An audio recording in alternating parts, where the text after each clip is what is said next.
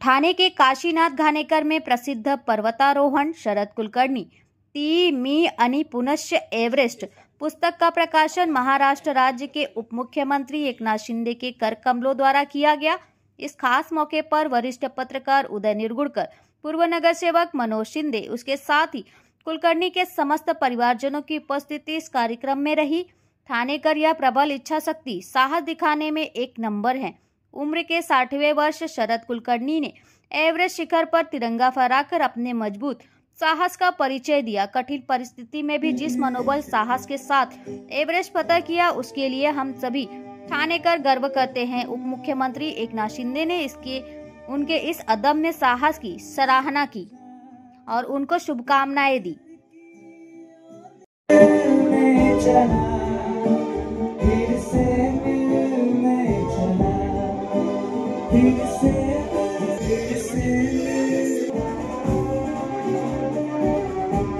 ते शिखर अर्ध्यावर सोडून परत यावं लागलं। डोळ्याची दिसत नाहीये मला डोळ्याची मला चहा दिलाय त्यामुळेच मी त्या पोहोचलो त्यांनी। एव्हरेस्ट या पुस्तकाचं प्रकाशन आणि त्या प्रकाशनासाठी सन्माननीय उपमुख्यमंत्री एकनाथजी शिंदे साहेब आवर्जून या ठिकाणी उपस्थित आहेत।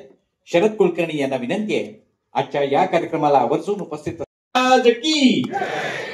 त्याचबरोबर अंजली कुलकर्णी यांना पुष्प अर्पण करून आपण त्यांचेही आशीर्वाद घेऊ।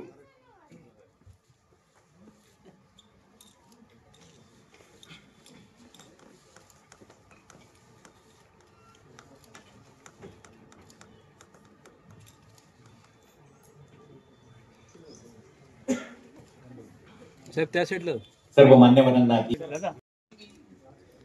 एकदा जोरदार टाळ्या बजवूया। आपण सर्व या क्षणाचे साक्षीदार होऊया की मी आणि पुनश्च एव्हरेस्ट या 7 शिखर सर केलेल्या अवलिया शरद कुलकर्णी यांच्या अनुभवांचं शब्दांकन म्हणजेच हे पुस्तक आणि त्या पुस्तकाचं प्रकाशन आज या ठिकाणी या सर्व मान्यवरांच्या उपस्थितीत त्यांच्या हस्ते होत आहे।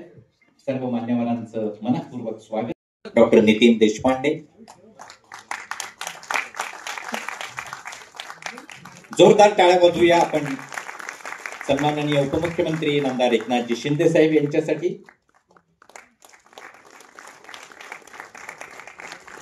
पुस्तकाला देखील त्यांनी प्रस्तावना लिहून खऱ्या अर्थानं त्यांच्यावरचं आणि या सगळ्या गिर्यारोहणावरचं आपलं प्रेम व्यक्त केलंय असे डॉक्टर उदय निरगुडकर या ठिकाणी उपस्थित आहेत, त्यांचंही मन। त्याचबरोबर या ग्रंथ केलेल्या चित्तथरारक यशोगाथाचा हा जो कार्यक्रम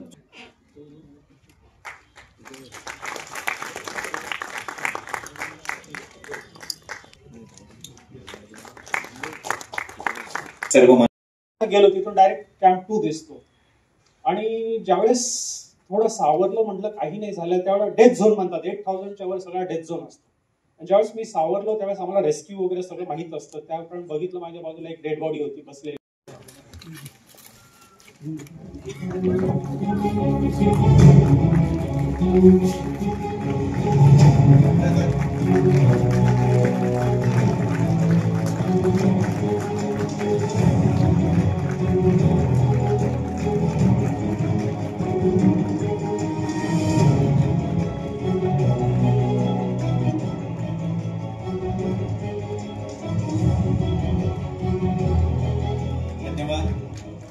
सर्वांना विनंती आहे पुन्हा एकदा आसनस्थ व्हा।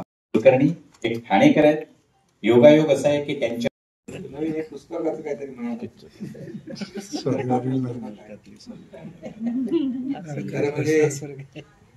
त्यांनी देखील शरद कुलकर्णींचा बोध घ्यायला पाहिजे, मार्गदर्शन घ्यायला पाहिजे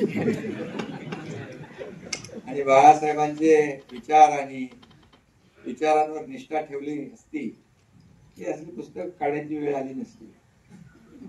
खऱ्या अर्थाने देशाचे प्रधानमंत्री, गृहमंत्री ज्यांनी 370 कलम हटवलं काश्मीरचं, बाळासाहेबांचं स्वप्न अयोध्येत राम मंदिर बांधण्याचं पूर्ण केलं, अशा लोकांवर टीका करून तुमचं पाप झाकता येणार नाही।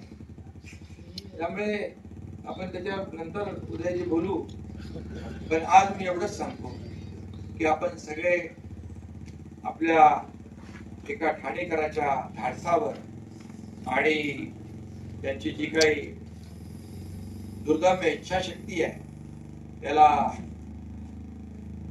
सल्यूट करण्यासाठी आपण या ठिकाणी जमलेला आहात.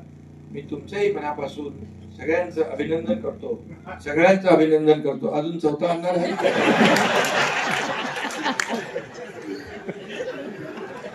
कोणीतरी माझा आवाज दाबण्याचा प्रयत्न.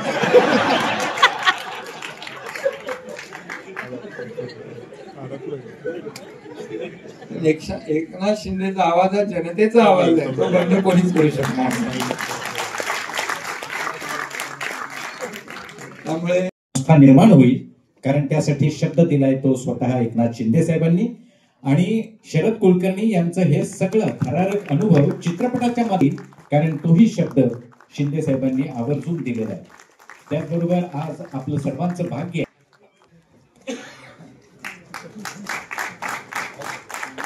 त्याचबरोबर शरद कुलकर्णी यांच्यासोबत जे मधले कला म्हणजे शिंदे साहेबांचं कौतुक करण्यासाठी आले. सुरेश पाटील सुद्धा सोबत आहेत. त्यांनी एक अतिशय सुंदर असं त्यांचं चित्र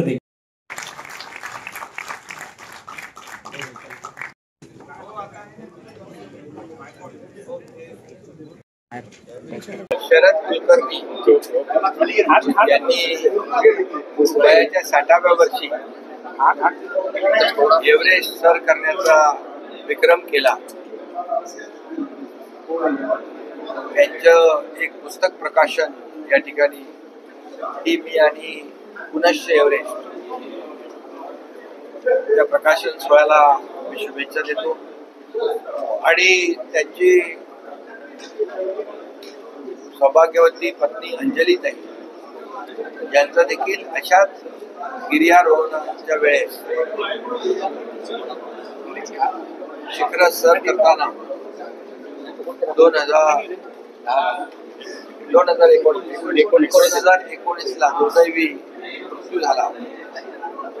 परंतु तशा परिस्थितीत धाडसाने न डगमगता शरद कुलकर्णी यांनी एव्हरेस्ट सर केला. मी त्यांचं मनापासून अभिनंदन करतो. ते ठाणेकर आहे.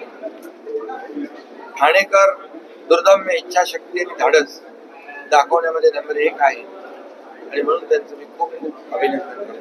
खूप खूप शुभेच्छा.